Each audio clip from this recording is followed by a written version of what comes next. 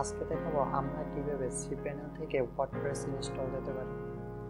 আপনি আপনার cPanel প্রবেশ করবেন। আপনি যখন ডোমেইন হোস্টিং কিনবেন, আপনারা কিন্তু ডোমেইন হোস্টিং যার কাছ থেকে পারচেজ করবেন সে আপনার জিমেইলে আপনি cPanel প্রবেশ করার জন্য একটা লিংক দিবে এবং ইউজার নেম পাসওয়ার্ড দিবে।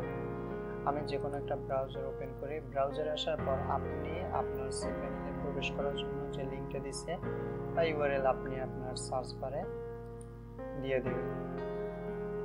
আমি আমার ইউআরএল দিলাম। এখন দেখেন এই যে ইউজার নেম পাসওয়ার্ড দিতে হবে, আমার আগে থেকেই সেট করা ছিল, অটো নিয়ে নিচ্ছে। লগইন করবেন। আপনারা খুব সহজেই এগুলো করতে পারবেন। আর এরপর থেকে আমি দেখাবো যে আপনি কিভাবে একটা ফ্রি থিম দিবেন, ফ্রি থিম কাস্টমাইজ করবেন। তো আপনার যদি প্রয়োজন হয় এগুলো শেখার, অবশ্যই চ্যানেলটি সাবস্ক্রাইব করে রাখবেন। দেখেন আমরা cPanel চলে আসছি। এখন আমরা যেহেতু প্রথমে একটা ওয়ার্ডপ্রেস ইনস্টল করব, আপনি চাইলে আপনার মূল ডোমেইনেও করতে পারেন, চাইলে সাবডোমেইনেও করতে পারেন। যদি আপনি সাবডোমেইন করতে চান তাহলে আপনার সাবডোমেইন ক্রিয়েট করে নিতে হবে। এখন দেখেন আমাদের খুঁজতে হবে এই যে সফটওয়্যার। এই দেখেন সফটওয়্যারে ক্লিক করার পর এই যে ওয়ার্ডপ্রেস ম্যানেজ বাই সফটকুলাস, এইটা আপনি ক্লিক করে দিবেন আমরা ওয়ার্ডপ্রেস ইনস্টল করার জন্য। আর আমি মূল ডোমেইনে ওয়ার্ডপ্রেসটা ইনস্টল করব। দেখেন এই যে আমার এই জায়গায় অনেকগুলা সাবডোমেইন ক্রিয়েট করা আছে। যেহেতু আমরা ওয়ার্ডপ্রেস ইনস্টল করব, এই যে ইনস্টল ক্লিক করবেন।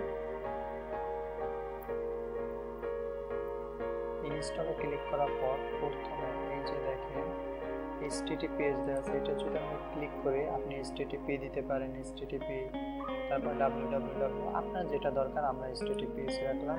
এই জায়গায় আপনি অ্যারো চিহ্নতে ক্লিক করবেন। এই যে চুজ ডোমেইন, আমরা চুজ প্রোটোকলে আপনি যারা রাখবেন চুজ ডোমেইন, এইটা দেখেন আপনার যদি সাবডোমেইন ক্রিয়েট করা থাকে সবগুলো জায়গায় শো করবে।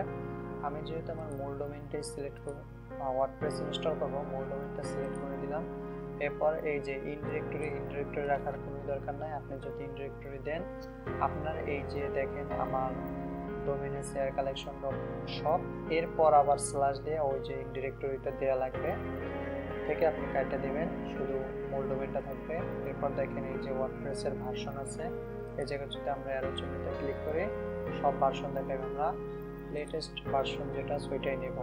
এরপর একটু নিচে স্ক্রল করবেন, লেখা আছে সাইট নেম, আপনি আপনার সাইট নেম দিয়ে দেবেন, আপনার যে সাইটের নেম। আমি একটা সাইট নেম দিয়ে দিলাম।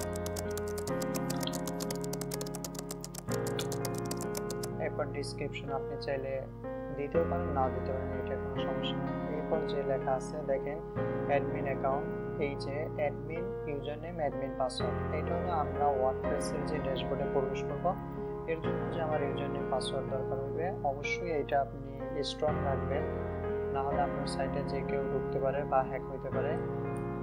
আমি যেহেতু দেখানোর সাথে দিতে আছি, আমি একটা সাধারণ পাসওয়ার্ড আরেকজন দিলাম। দেখেন এই যে দিচ্ছি এটা ব্যাড বলতে আছে। আমরা যদি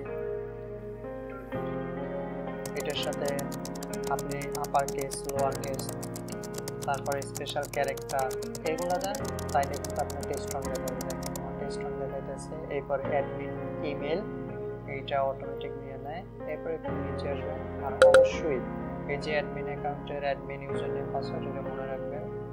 এরপর আপনি শুধু ইনস্টলে ক্লিক করবেন। দেখেন অটোমেটিক ইনস্টল হয়ে নেবে।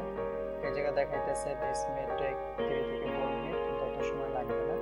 আমার ওয়ার্ডপ্রেসটা ইনস্টল হয়ে গেছে। এখন আমরা কিভাবে দেখব WordPress has been successfully installed. এখন আমরা এই যে আমার যদি আমি একটা নতুন ট্যাব ক্রিয়েট করে এই যে আমার ডোমেইন লিখি তাহলে হবে, বা আপনি এই জায়গা থেকে ডোমেইন, এই যে আপনার ডোমেইনে ক্লিক করলে আপনার সাইটে নিয়ে যাবে।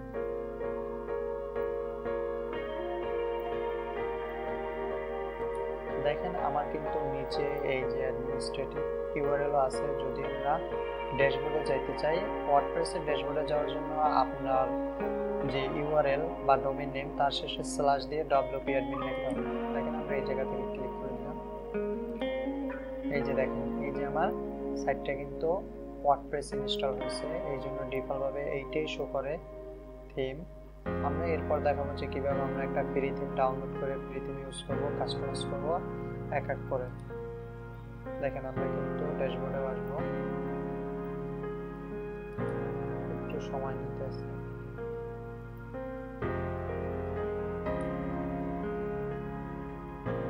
ভিডিওর কোনো জায়গা যদি বুঝতে সমস্যা হয় অবশ্যই কমেন্টে জানিয়ে দেবেন, একটা ভিডিও তৈরি করে দেওয়ার ট্রাই করব। এভাবে চাইলে আপনি খুব সহজে cPanel থেকে ওয়ার্ডপ্রেসটা ইনস্টল করে নিতে পারেন।